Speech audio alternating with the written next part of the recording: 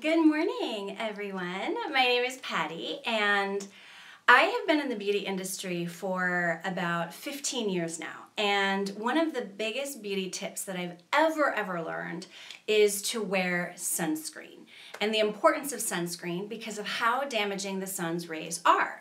So, doing my diligence, I put sunscreen on every single day.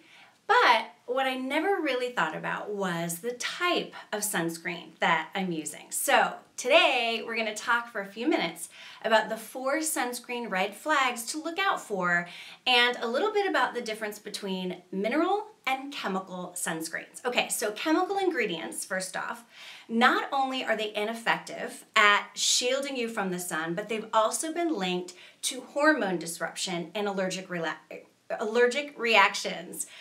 Biggest offender, when you look at the back of your sunscreen, is going to be the ingredient oxybenzone, okay? So tip number 1. Number 2, low concentration of minerals. Minerals, zinc oxide and titanium oxide are sunscreen go-tos, but there's a certain percentage that you want to look for. Be sure that whatever sunscreen product you choose has 15 to 20% zinc with a minimum of 7.5% titanium to get the optimal benefits. So you do want the mineral zinc oxide and titanium oxide, but you want to be sure that they have the right percentages. Okay, too high of an SPF, which I know you've seen them out there. Some of them are 100 plus, but what does that mean for you?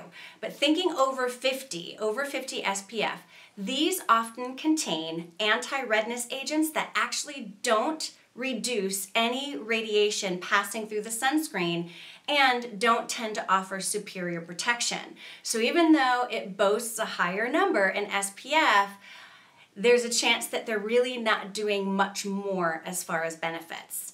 Okay, vitamin A.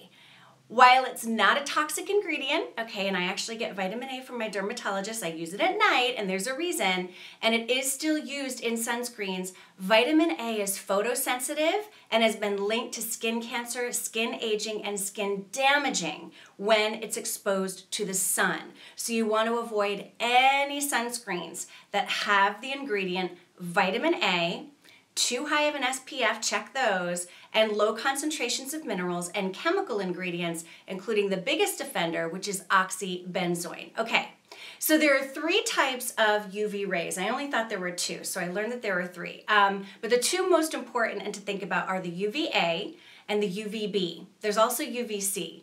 But the UVA rays are I like to think of them as the aging rays, okay? They penetrate the top layers of the skin.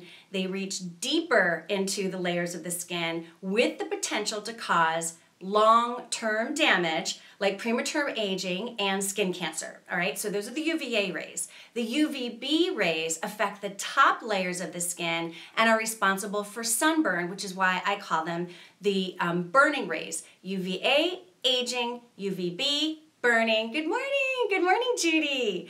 Thanks for joining me. And UVC rays are absorbed by the ozone layer before ever reaching the earth and not hazardous to our health. But there are 3 types of ultraviolet rays. So I thought that was very interesting. Okay, mineral versus chemical and how they work differently. Chemical sunscreens actually soak into the skin and absorb the UV rays. This allows the UVA, the UV aging rays, to reach deeper levels and do their damage, which is typically what shows up later on. Okay, so that was scary to me.